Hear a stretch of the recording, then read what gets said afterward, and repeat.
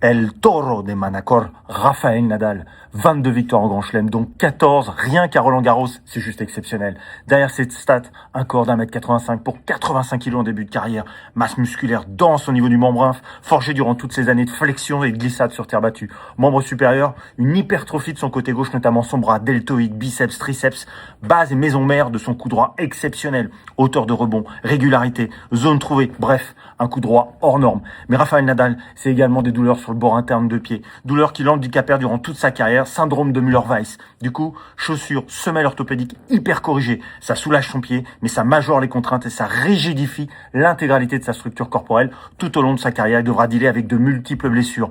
Il s'adapte, il perd du poids, il modifie l'intensité de ses entraînements, il modifie même sa gestuelle corporelle et surtout, il fait preuve d'une résilience exceptionnel à la fois sur le terrain et en dehors du terrain. Rafael Nadal, c'est très clairement celui avec lequel on part à la guerre, un moral exceptionnel au service d'un joueur exceptionnel.